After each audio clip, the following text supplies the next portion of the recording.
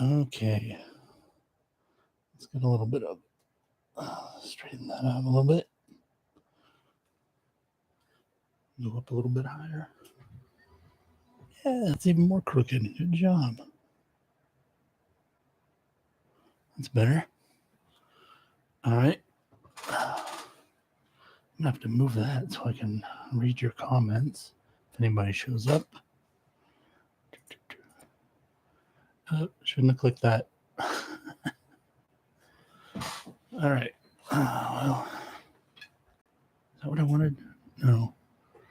I wanted to go down. There we go. Just going to screw around a little bit. I'll give it a few minutes, see if anybody shows up. Playing my telly today. I don't know if you guys, anybody watching this will be able to hear. It doesn't look like that microphone is on.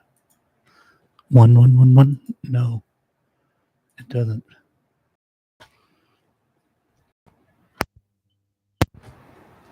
One. What's going on? Uh-oh. Don't like seeing that.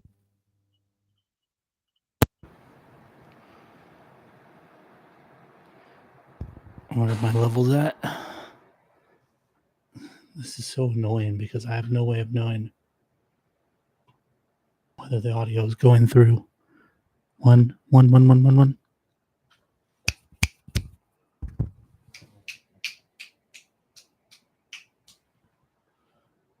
Okay, I think we're good.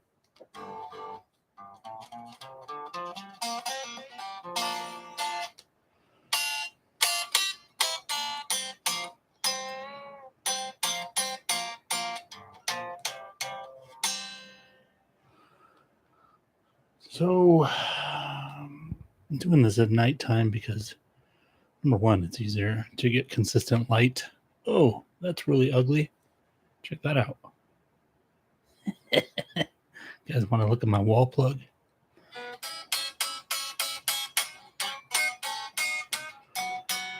Yeah, I decided to do this at night just because, number one, I figure if anybody's going to be able to be in front of their computer, it's probably in the evening. I don't know if I got the time right, but this is a time that's convenient for me. And I did give a couple hours warning as opposed to last time when I just popped on kind of spontaneously, which is generally the way I prefer to do things. At least something like this. But, I'm not going to wait too long to see if people show up because otherwise we'll just be recording me playing my guitar and waiting. It's more fun when people show up because then there's some conversation. But I did prepare some topics, some stuff. These are not index cards. These are just, I have these little tiny notebooks that I've been collecting for years and I never used them, even though they seem like, somebody buys them for you. It seems like a really great idea. Memos, you think you're going to put it in your shirt pocket or something, but then you never do. So I've been trying to find uses for them. So show notes is a use for them tonight.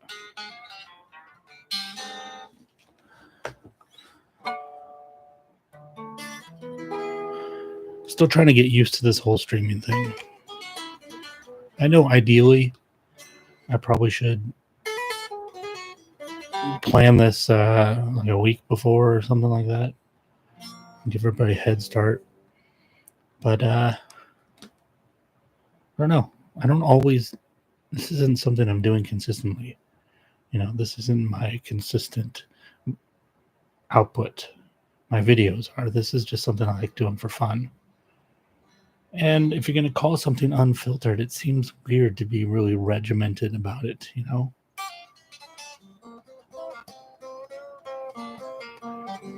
The only thing that I have to say about streaming on YouTube is I hate that I can't tell if I'm recording with this microphone, even though I selected it. And that, as far as I can tell, there's no way to peer in to what I've selected. Once you're locked in, you're locked in. And the only way I can really pop out would be to end this, which would kind of defeat the purpose of letting people know that it was going to happen. So that's pretty frustrating. Let's see, customization. It's so annoying. It's like the most important thing, YouTube. Come on now. What do we have here? I'm looking at the settings. You guys probably don't see what I see. I'm trying to see if I can make sure that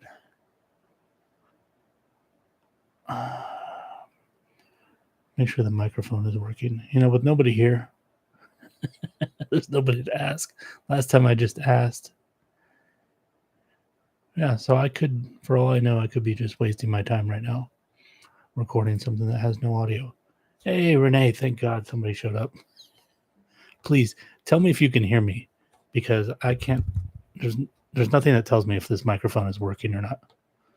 And this I'm hearing straight from the microphone. It's not coming from YouTube. So maybe I should type that in case you can't hear me. Let me type that in.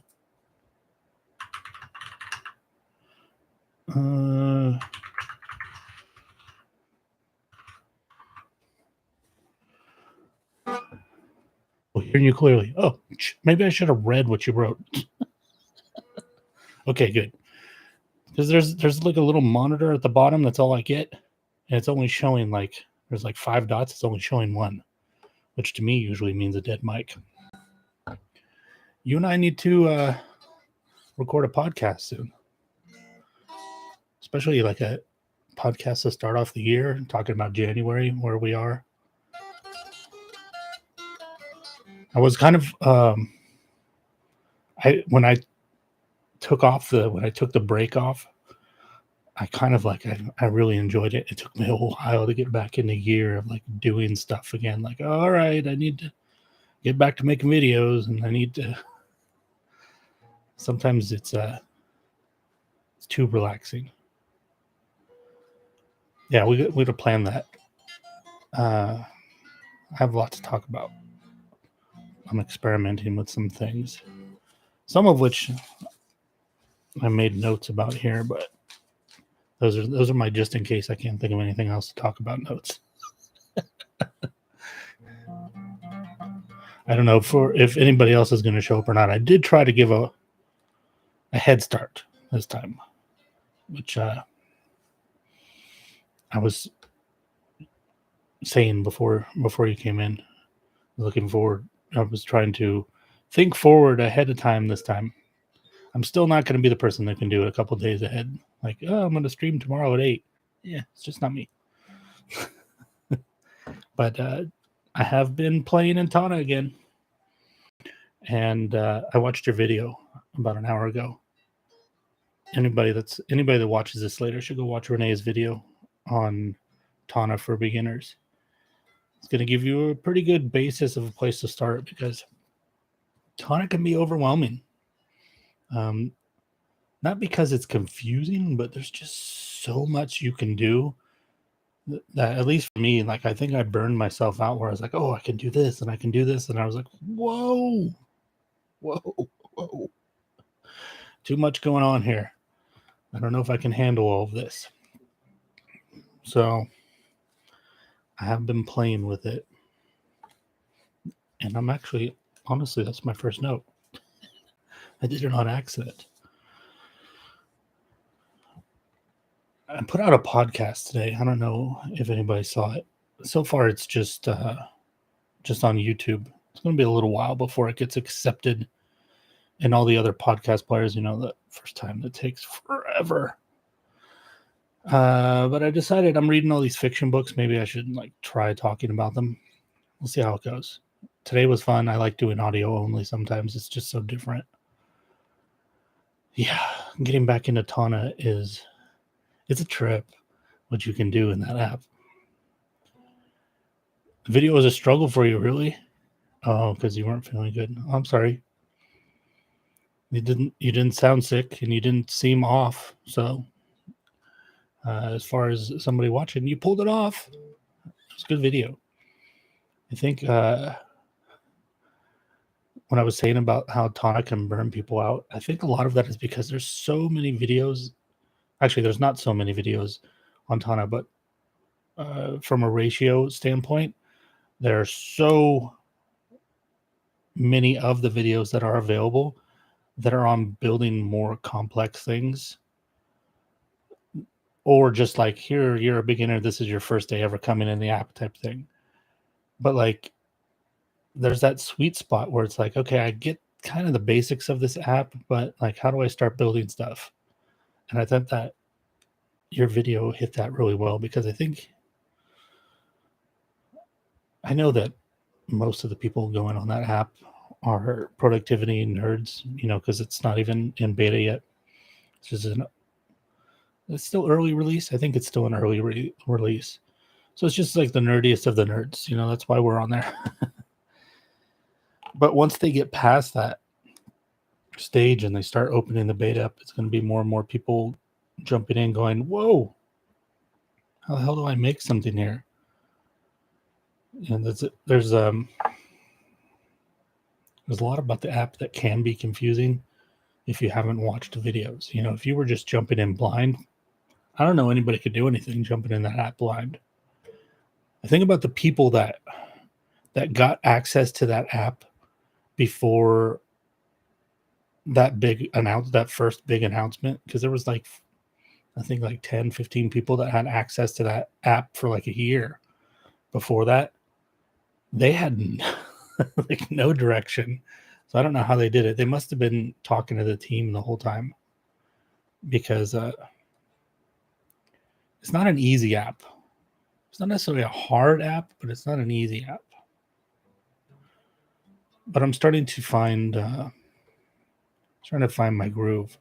I got a little too intense the first time I went in, and I was just like, that's why I jumped back to Obsidian, because I was like, whoa, too much. I go back to something simple. And then I jumped to Obsidian, and then I was like, you know what? I don't need anything. I don't need anything. I'm just going to do this on paper. And to be honest, for the most part, I got away with it.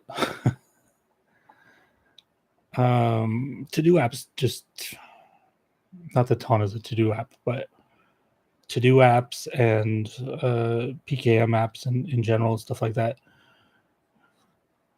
they can be pitfalls for me. I get into them too much. To-do apps, I used to be really, really into to-do apps. I would try them all. I even had a system of moving my to-dos from one to another so that I could just continue to try them all. And this was like in the peak of to-do apps, like I don't know, like 5 or 6 years into Todoist. What the heck was that one called? Uber? Was it called Uber Note? No, Uber. Damn, maybe it was called Uber Note. I don't remember what it was called. It's the one that Microsoft bought and made into Microsoft To Do. That was around. There was just all of these new ones. There was To Do, which was the number 2 and DO. I think they're still around. Now you really only have like 5 or 6, but there was a ton before, and I was trying them all and messing around with all of them, and then I got to a point where I realized I don't really really need a to-do app, because I don't pay attention to them. I guess it's the wrong way to say it. It's not that I don't need a to-do app. It's that I am not the right person to use a to-do app, because this is what happens. I set up a system and I'm like, cool, I got everything in here. I'm going to remember all this stuff. I'm going to get all this stuff done. And then I just, I never remember to go into the app and look, and like notifications, like I'm really good at notifications coming up and like dismissing them without like letting them register in my brain. So I have been, when in playing with Tana, I have been trying to use it kind of for that, but I'm already having that problem. And generally, the reason for it is, I don't know if this has anything to do with like the autistic brain thing or not, but I have a set plan or whatever. We'll say, maybe I did a weekly review on Sunday, and I put all this stuff in there, and I'm like, all right, cool. I know what I'm going to do for the week. And then like Tuesday comes, and I'm like, I feel like making a video today. And then I'll just spend the whole day making the video and just like do none of the other things that were on the list. I just go on tangents. Oh, hold on. I got to get my water.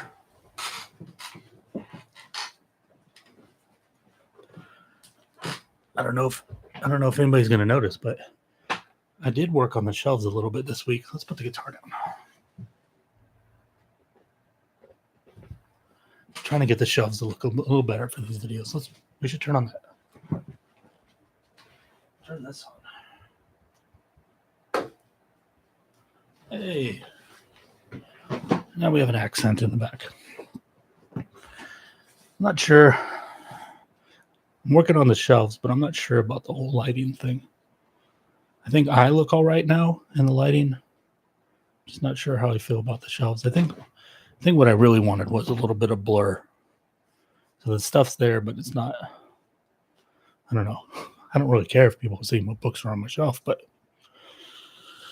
let's jump into some of this topic stuff. 15 minutes in. Actually, the Tana thing is related. What I was going to say about Tana really wasn't what I was talking about. I don't know whose video it was. I keep wanting to say it's that Nestor guy, JP or RJ, or it's two initials, Nestor. He makes videos on Tana, and he was a big Rome guy too, and I think it's him that said it. But I binged so many Tana videos at the time before I got access that it's all kind of blurred together. But somebody said something. In Tana, you have live searches, and then you have super tags. Super tags are how you pull the data from these. Sorry, backwards. The live searches are how you pull the data from a super tag. And the thing that this person said was, anytime you create a super tag, you should also be creating a live search to pull that data so nothing ever gets lost. So, for example, if you create a movie super tag, you should also be creating at the same time a search for movies. So everything you create should have an input, or every input you create should have an output. And it did. I mean, that's good advice, but it didn't really click with me at the time. And maybe because I started playing with Tana again, it came back into my mind, and I found that kind of relates to everything, like not just Tana, like to everything. And I started really thinking about that, about the idea of not necessarily inputs in this sense, but like passions, things that I'm interested in, things that I do, things that I want to do, things that, nothing could stop me from doing, like noodling around on my guitar, or just stuff that I like to do. That's going to happen. I don't have to force myself to do those things. That's a really powerful impulse that's I don't want to say it's being wasted, because doing it just for the pleasure of doing it is not wasting it, but it's not being fully utilized. I guess a better way to go about this would be to explain where I'm going with this. It'll make sense. If I naturally, let's say I'm Charles Schultz, the guy who drew Peanuts. Maybe I just naturally draw every day. I draw these, these little cartoon things. That's great. But suppose I want something from life. Like I want to make enough money to support my family. What if there's a way to channel these activities that we do naturally, that don't require us forcing ourselves to do something, to channel those into an output that's focused towards a goal? So in the case of Charles Schultz, God, what was his nickname? I have his book over there. He had a really interesting nickname that I can't remember. Cubby, I think his name was it Cubby? No, it's not Cubby. Anyways, let's say that he was just drawing those things naturally, and he started, if I'm already drawing these, why don't I just, format them into stories a little bit more instead of just doodles. Not much more work, and I'm going to do it naturally anyways. And then I might as well send these off to newspapers and see if anybody wants to publish them. Let's get them into syndication. And then it happens, and they start publishing them in their newspapers all over the country. But even before it gets all over the country, maybe he just hits like 4 or 5 newspapers that are publishing them. Suddenly he's achieving that goal of supporting his family. And I started thinking about that a lot. I started thinking about not necessarily Charles Schultz, because I just thought of that right now. I just made that story up right now. I'm going to open this soda, sorry. But I started thinking about what are the things that I do naturally, that I'm passionate about, the things that I love, the things that, wild horses couldn't drag me away from them. Of those things, what are viable activities for output? What would that output look like? And then the next level of that is, and of those, which would actually move me towards a goal? Because I'm not one of these super goal-oriented person. Like I don't sit down and write my goals out for the whole year. But there are things that I want to achieve. We all do, right? And generally, we feel the best about being alive when we feel like we're moving towards those things, like we're moving towards something. It's when we feel the least shitty about ourselves. And as somebody in the past who's had problems with anxiety and depression, it's really important for me to stay on top of my mental state.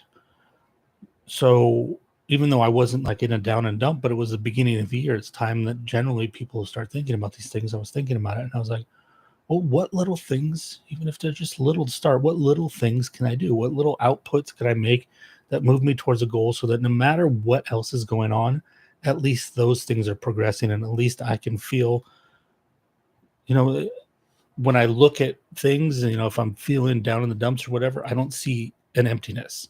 I don't see that there's nothing there, that I can at least look and see, hey, these 2 things are kicking along pretty well. No, I wouldn't say necessarily the newsletter is something that I do naturally, in the sense that I don't naturally write a newsletter. But that's kind of what made me rethink the way I was doing the newsletter. The newsletter was getting longer and longer every time, to the point that Substack would warn me every time. Like, you're reaching near the end of the limit of what you can write in this newsletter again. Every week, telling me I'm writing too much. And I started really thinking about the newsletters that I like to read. And generally what I like to read in newsletter stuff is stuff that I can flip through, stuff I can browse through. When I like the idea of like, oh, this person writes a really in-depth, like 15-page newsletter every week on this topic that I love. And I'd like to think that I'm the person that email hits the inbox and is like, bing, and sits and reads the whole thing. But I'm not. I'm the person that wants to just browse and flip through and maybe send something over to a read it later and dip into a few links. And I started to think, like,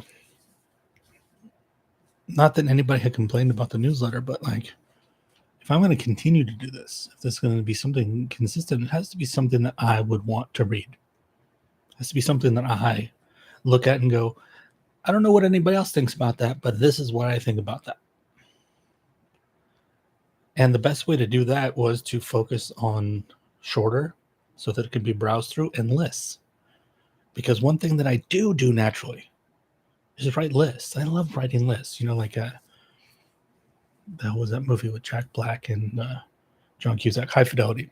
I love that movie, High Fidelity. One of the things I love the most about that movie is when they're making lists. Top five. Top five. I love that. I love lists.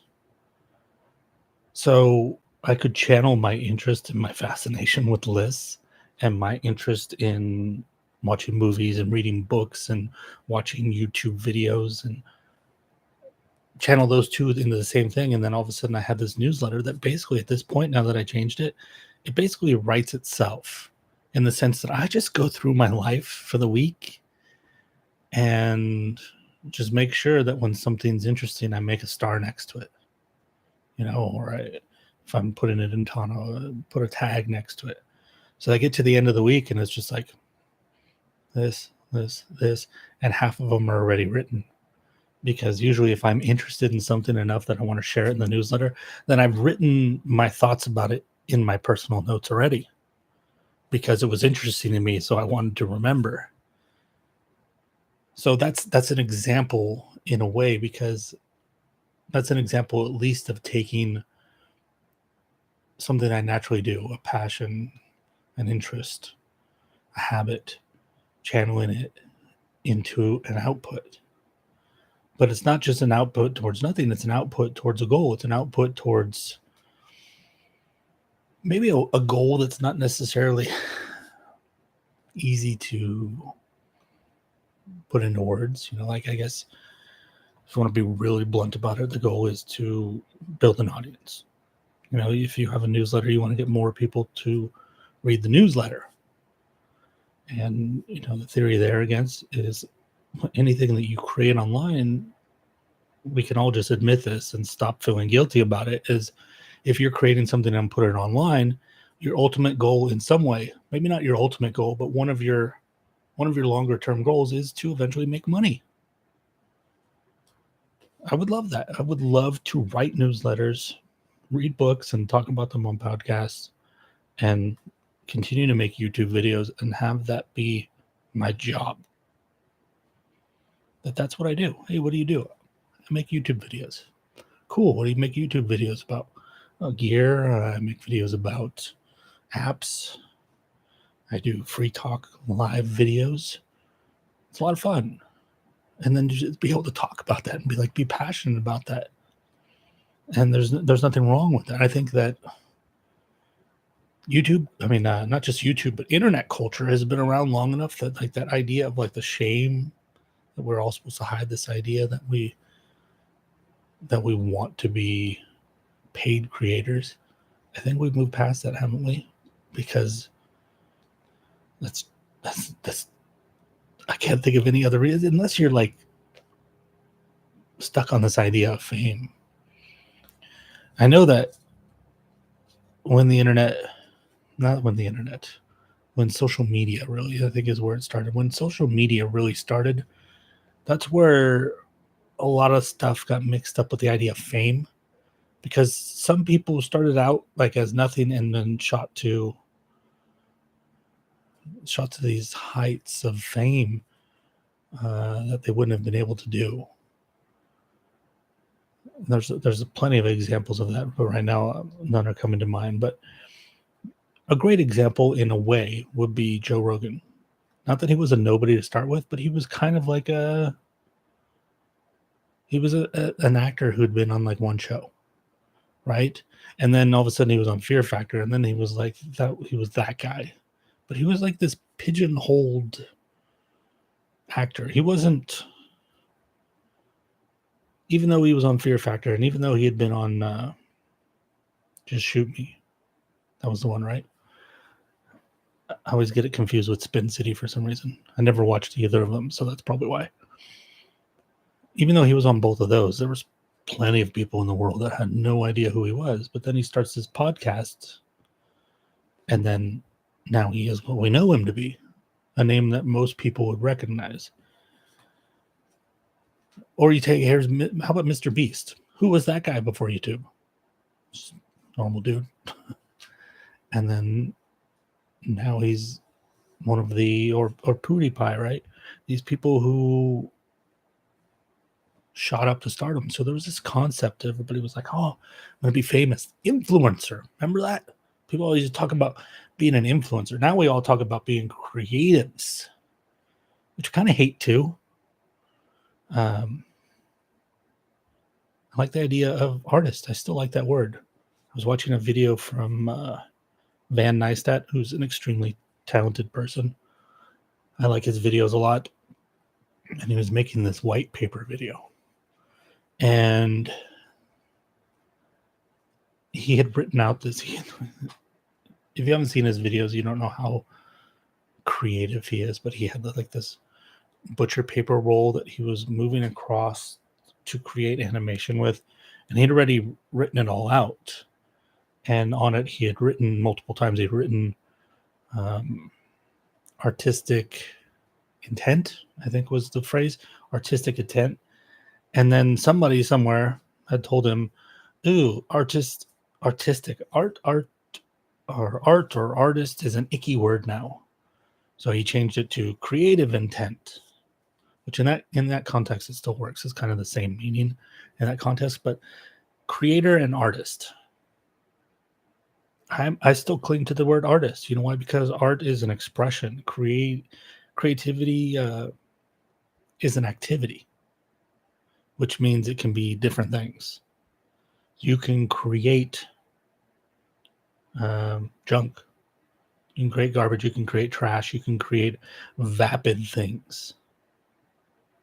Or you can create artistic works of brilliance. You can create mediocre works of brilliance. You can create artistic works of mediocrity.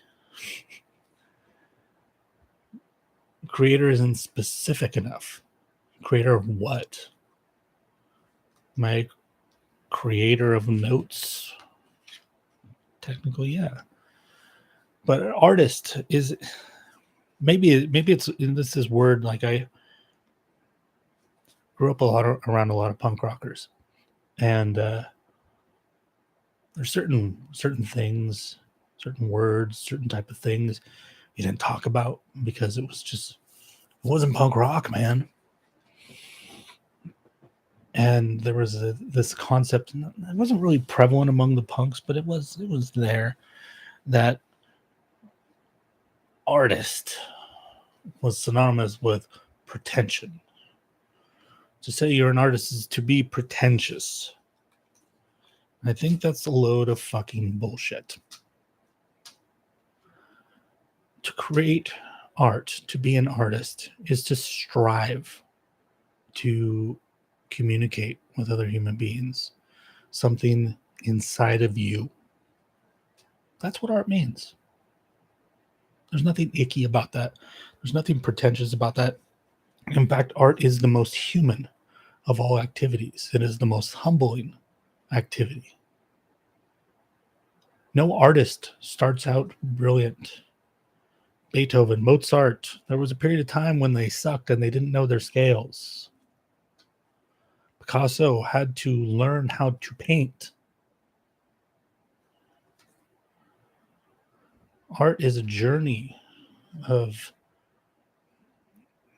it's not necessarily improvement, because that's more craft, right? Craft is trying to improve something. Art is a movement towards that communication more and more. That when I paint a field, my goal isn't to paint the field. My goal is to paint what I see in the field, in hopes that you can see what I see. Or to put it another way, I paint what I see in hopes that you will feel what I feel when I look at that and when I paint that. That's why photography can be an art, right? A photograph is an exact light representation of the object in front of it. How can that possibly be artistic? Lighting, angle, distance, all of a contrast, exposure, all of these things are choices that the artist makes. Framing. Composition is a big one. And what a photographer is trying to capture is not, hey, here's a bird. I saw this bird and there was something in me triggered. Can I take a photo of this bird in a way that when you see it, the same thing is triggered in you, or something else completely that's even better, that something else completely is triggered in you? Can I capture something that triggers something in you? That's communication. That's what we do with words. Can I find the right words to express what I feel in a way that you understand what I'm saying?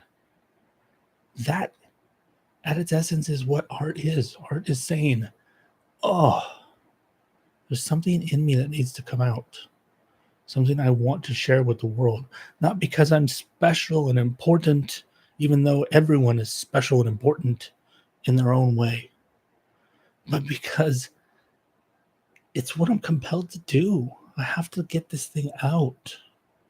I watched this heartrending documentary on Kurt Vonnegut that's on Hulu right now. It's called Unstuck in Time. And there's this one brief little clip of an interview where he talks about writer's block and how it can lead artists to mental illness, that they're blocked and they can't get the thing out because it's a compulsion. Because the reason it's a compulsion, it's saying, I am here. Are you there? I am here. I matter. Are you there? Do you matter? This bird, that horse, that field, they're there. They make me feel this. What do they make you feel? Let me show them to you. You go back to cave art when they were painting buffaloes on the cave. They weren't painting them going, I'm going to make so much money off of this shit. And they weren't painting them just for entertainment. I don't know why I did air quotes. They weren't painting them just for entertainment.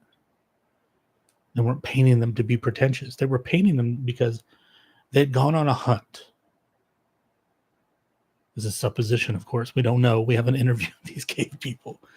This is the way I see it. They go on a hunt and they see this animal, this buffalo. And there's this epic fight for life.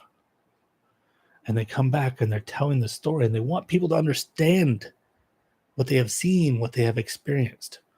So they draw it on the wall. They say, can I make marks here that will make it easier for you to see and feel what I saw and what I felt? That is art. There's nothing pretentious or icky about it, so stop fucking saying that.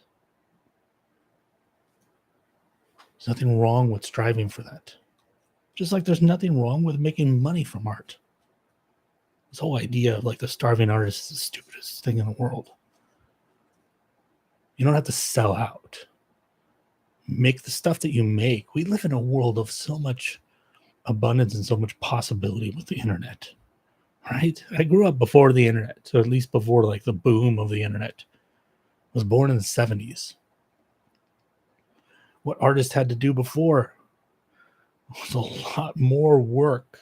There was like this step, like first you become a good artist at your school, then you become a local artist, and then you become a regional artist, and then you go to the county fair, and then someday you get in a national gallery, and maybe if you're lucky, you go to New York and sell some paintings. Bands, they had to tour, sell albums, sell t-shirts. Now you can make an album from your room, never tour, and become one of the biggest selling artists in the world. So you don't have to sell out. Is there even selling out anymore? There is no market, right? There's the market, but there is no market like there was before. You must fit into this in order to achieve this, right? You just make the stuff that you want to make, the things that you're passionate about, and you put it out and you do it consistently for long periods of time and you build things and you make money from it. It's not about fame. This is why I ended up on this big tangent, but it's not about the fame. It's like I think that we're reaching a point. There's something that was talked about like 10, 15 years ago, but I think we're really starting to see it become more consistent now. It's the idea of the blue collar artist. The person who doesn't work to be famous, the person who doesn't work to be rich, the person who doesn't work for Lamborghinis and these ridiculous houses in the Hollywood Hills.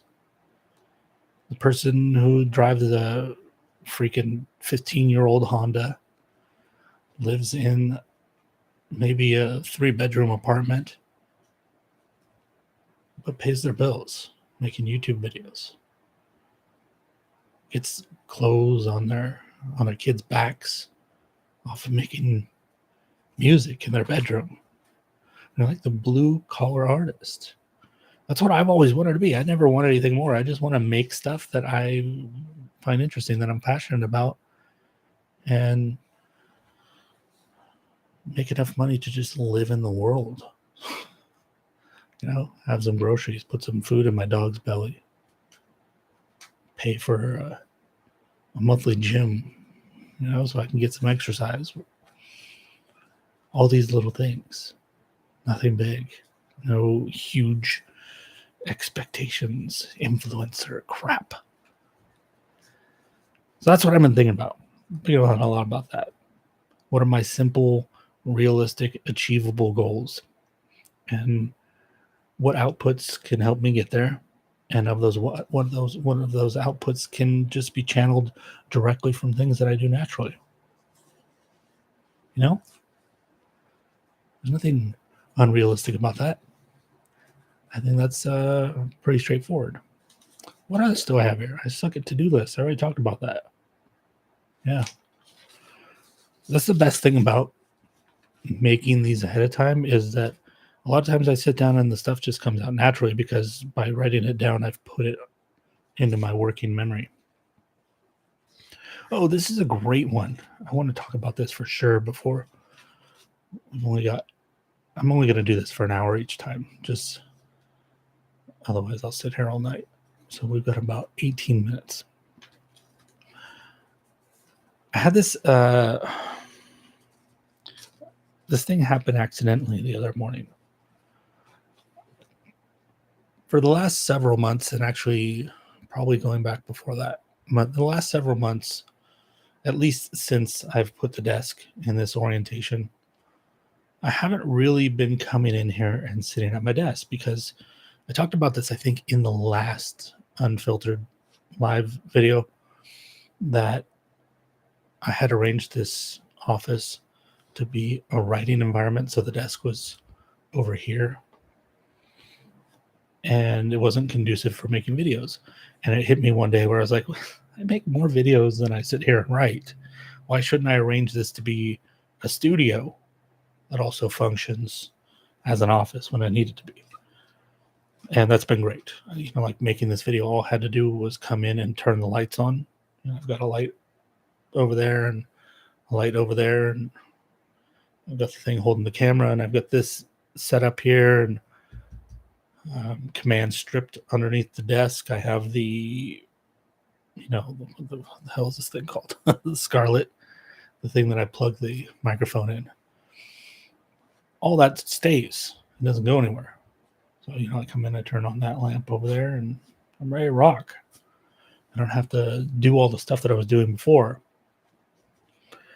But because of that, I hadn't really been coming into the office for anything really other than making and editing videos, which is fine. I hadn't thought anything negative about it. I was stoked as long as I was making videos. But the accident that happened is I came in here. I think I had client work to do, because that's talking about making money. That's still how I make money. I have some work that I do for clients, and I came in here, and usually I do that stuff kind of in the afternoon or at the end of the days. Like, I like to usually have my morning to myself. And for some reason, I think this was Monday, so just 2 days ago, I came in here first thing in the morning, and I had my tea with me, and I sat down and I knocked out my work first thing in the morning. And then I went in the other room. Excuse me, suppressing a burp. It's because of the bubbles. I shouldn't drink bubbly water. I should know this. I went in the other room and I noticed that I just felt really, really good. I just felt really good. And I was like, why am I feeling so good? It's an awful thing to say. That says a lot, but I was just jazzed. And it hit me. It was because I'd done something first thing in the morning. Didn't matter that it was client work, that I don't have a particular passion for the things that I do for people. That's why they pay me. If I do it for free, then I would do it for free, right? It hit me that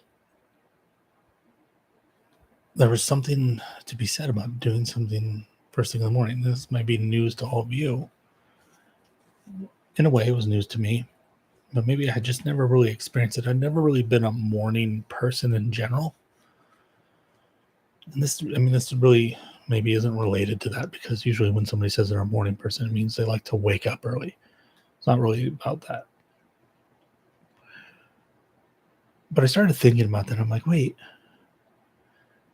going back to kind of what I was saying before, like, if there's these things that make you feel good, how can you work those little things that make you feel good into your life more, just so you can like feel good more? What's awful and terrible about that? Well, if doing something first thing in the morning makes me feel good, what if I start to use what I already know about time blocking? I'm not one of these people that time blocks every minute of their day, although I may become that. But there are certain things that I do block. Like, for example, on Sundays, there's a time that I go to a coffee shop and I sit and I do nothing but journal or take photos with my camera, or just kind of space out. That time is almost consistent. Almost every week I do that. I've made that time, and it's a precious time to me. And that was a habit that happened on accident. It's just this thing that I was doing when I first moved to this town. It was a way of establishing a habit in a new place, and I've maintained that. So what can I take from that idea of like blocking something out? Well, what if every morning I set out time to do something, to accomplish something before the rest of the day?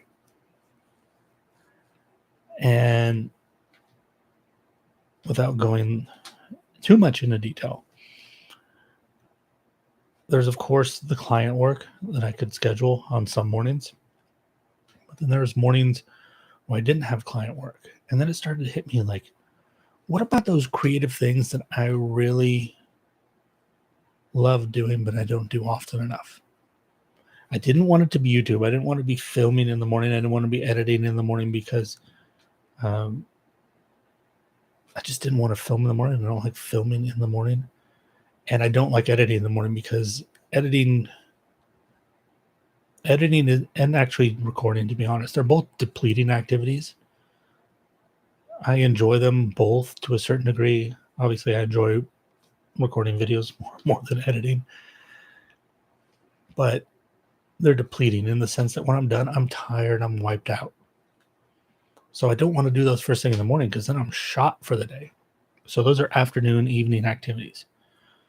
What about other things? First thing I thought of, well, like, I can just, what about my newsletters on Fridays? Oh, I can do that in the morning. Like I said, they're kind of already like 70, 80% written for me by the time I get to Friday. Anyways, I just got to put them together and then, make sure it looks right and then send it out. I started thinking about other things. What other things could I do in the mornings? And writing is something that's always been a huge part of my life, but it's kind of kind of faded into the background a little bit recently. In the last year, maybe last year or two, I've been working on this novel for about a decade. It's my first attempt, and it's not a simple novel. I picked something really complicated, and I feel really passionately about it, so I don't want to give up on it. But it's been a battle. It's been a real struggle with this book, and every time I walk away from it, and I don't ever purposely walk away from it, but sometimes I don't end up going back. And every time I leave, I wonder, I'm like, after a few days and I realize I've left it, I wonder, is this my last time? Is this the time that it's done? And when I come back to try to write this again, will I have lost it? Because there's anybody that hasn't tried to write something really long like this,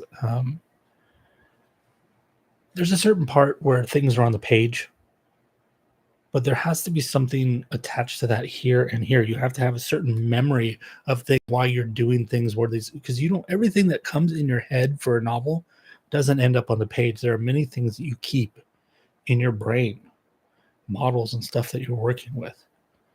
And if you come back to write and all you have is what's on the page, that this stuff is gone, then it's dead. Because you can't replicate this stuff. You can't remember, like, oh, where was I going with this? You can't do that. So anytime you walk away, you could be saying goodbye to it forever. So anyways, it had been a long time. I think, I don't remember the last time I tried to work on it, but this time was the longest time I think I've ever been away from it. And I think it's been over a year. And, with the pandemic, everything's kind of a blur. I'm like, maybe it's been like 2. I don't know. It's been a long time. Not that I haven't thought about it. Every once in a while, an idea would pop in my head, but it's been at least a year since I sat down and tried to work at it. So I said, what if at least one day a week, I give myself that 2.5 hours in the morning to work on that and just see if it's dead or if it's alive. And yesterday morning, I sat down, and the first thing I did, this is something else I've added to my mornings, I journal for about a half hour every morning now. Kind of a morning pages style thing where it's just kind of vomit onto the page. And one of the things I wrote in the journal before I started was, I'm afraid. I'm afraid that it's not going to work. I'm afraid that this novel is dead. I'm afraid that I'm going to sit down here. I'm going to try to do this. I'm going to find that I can't pick up the pieces. Scary. Especially when, like, the idea of being a writer and this idea of someday writing a novel has always been so tied to, like, my identity that it would be like sunsetting. It's like I'm a 45-year-old man now. I know at this point that I'm never going to put on football pads and play football again. That's not going to happen. That part of my life had sunset. So I was wondering if it was that time for this. And I knew I didn't want to sit down in front of the computer to do it, because what happens when I sit down in front of the computer to write is I keep fixing the last sentence. You get like 5 sentences and you go back and you fix those 5, and then you change the word, and then you do this, and you realize like 3 hours have gone by and you've written like 6 sentences that are probably going to change tomorrow. And one of the reasons that the novel has never worked before is because I talked about the complexity. I had a damn good idea. I was really shooting for the stars. So I really am shooting for the stars. And there were certain parts of it that I just could never resolve. Like, had this part kind of figured out and this part figured out, but then there's like all this stuff where I'm like, why is this happening? And I don't know, if you've never tried to write a fictional story, you have to understand the whole thing. And I don't mean you have to know the whole plot, but you have to be able to zoom out and look at the whole thing. Like, what is this story about? How am I going about that? And why are the things that I'm going to plan out when you do sit to write scenes, or if you plot first and then write your scenes, why are these things happening? Because they should all be in service of the meaning of the book. You know, there's this cohesiveness that you need that makes everything that you do afterwards make sense. You have to have a measuring stick to hold the things you write up against it. Otherwise, you're just writing scenes and going, should that stay? Should it go? Should I change it? I don't know. That rhymed. You have to have a measuring stick. That measuring stick is here's what I'm trying to say. Here's what I'm trying to do. Does this achieve that? Or does it distract from it? Does it do it well or does it do it poorly? These are how you decide what's going to work and what's not working. And I had never been able to get the whole thing. Like, I thought I understood it and it kept changing, and turned out what it was is that it was too much this and not enough this. When I first started this book, to be honest, I wanted it to be as far from me as possible, because I had done a lot of first person stuff and writing before that, like confessional poetry and stuff like that when I was younger. And I realized that the more I did that stuff and the more attention I got for that, the more I ended up talking about me. And I thought that was just really uninteresting. So I wanted to write something that wasn't about me, so that when somebody asked me about what I was working on, I could talk about something else. But it turns out you can't have it too divorced from you. Otherwise, you can't pull it together. So I sat down with these index cards and I was like, let's just see what happens. Let's just see what happens if I sit here. Can I get any of them done?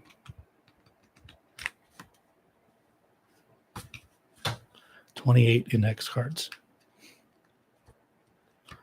That one time slot, I wrote out 28 index cards. Those are 4x6 index cards.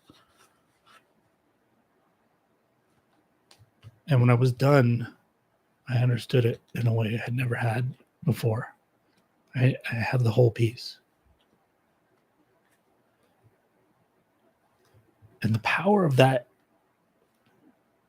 is really, I mean, there's a lot of power in that, the persistence and all these things, right? It's one of the things that comes up in that Vonnegut documentary as well. Slaughterhouse-5, he couldn't get it to work, which I had watched that literally the night before I started writing these. So I must have had that in my head, like, Vonnegut couldn't figure out Slaughterhouse-5 forever.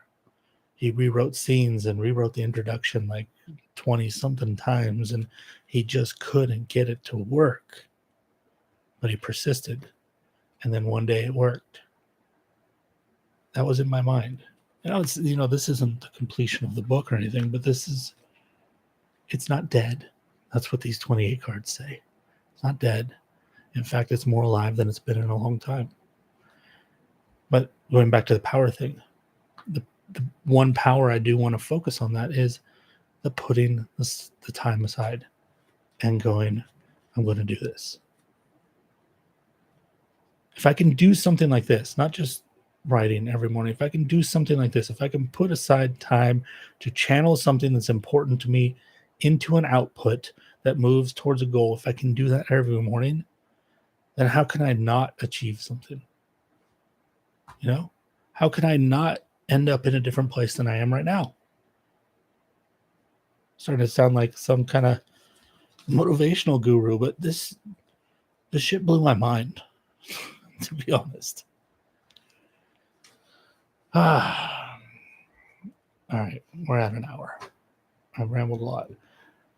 I hope if you were watching this to the end and you're watching it in repeat, that you'll keep an eye out for next time. Because while it is interesting to go off on tangents like I did there, the reason that the live thing is really fun is because some people show up like Renee did for a little bit there, which I really appreciate. And it's fun to have a little bit of that. It's also difficult. I learned that last time, that sometimes there's a conversation going on over here and I'm talking here and I can't, but I try. And that's kind of like the challenge. That's kind of the fun part of it. But it becomes something different.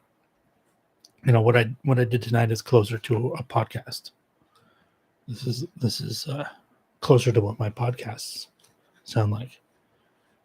But when people are here and conversing back and forth, it becomes something different, which is fun and unique in its own way, which is why I like doing the live thing, because it's a different medium.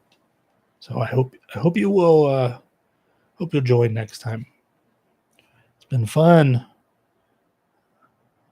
Oh yeah, Renee, I didn't even know you were still here. I can't believe you sat through all that. That Vonnegut, I don't know if you're a Vonnegut fan or not, but I'm just going to be honest. Like, I cried through the whole movie. It's that powerful for me. I don't know if it'll be that powerful for everybody else, because when I was in high school, I'd reached this point in my life where I had interest, but there was like nothing that I hadn't reached that point in life where there was something that was completely my own except for music. I had found it's not still my music, but my music back then, right? But everything else, like, I hadn't really found me yet. And then I was assigned to read Slaughterhouse-Five, and I just connected with that book. And then I went to the library and I just started taking out books from the library on Vonnegut, just reading Vonnegut books, and just something in my brain changed after reading him. And I call it the journey towards me. Like, I feel like that was the point at which I started becoming the trajectory that's led me to the person that I am now, and that will lead me to whoever I will become. That first pin in that timeline is Kurt Vonnegut. And people used to laugh at this, but I always referred to him as the father of my intellect. I know it sounds like this pretentious phrase, but what I mean by that is, like, my brain formed because of him. He was the father of my brain in that way. So it's just tremendously powerful to watch that documentary, because the guy who makes the documentary, it took him 40 years to make this documentary. 40 years. This is a guy who was the director also of Curb Your Enthusiasm, Robert Weidke. And this idea of a young man wanting to make a documentary about Kurt Vonnegut, and then this lifelong friendship that developed between them. It was hard to watch the movie and not to be damn jealous that this dude got to, I don't know, have like the best relationship with someone who's so important to me. So it's a powerful movie for me, and it's just there's a lot of sad parts to it. He had a really rough life, not just the firebombing of Dresden and living through that awful event and being a prisoner of war in World War II, but his mother committing suicide when he was young, the death of his sister to cancer, all of these terrible things. And he wasn't always the best person. Like some of his kids will tell you, he could be a monster at times. But the one thing that was always consistent was his desire to create, his desire to be an artist. And if there's one thing it was an artist. So can't recommend that more. And obviously, if you haven't guessed, that's going to be one of the items on my newsletter this week. I'm not good at keeping secrets. If you watch it, let me know what you think of it, Renee. It's called The full title, Kurt Vonnegut, Unstuck in Time. I don't know about in Trinidad and Tobago, but in the U.S., it's on Hulu right now. So there's that. I'm going to get out of here. Renee, thanks for sticking around. And let's connect on when we do our recording. Talk about where our brains are for 2023. All right. I'm going to end the stream. I'm going to click this red button. Bye.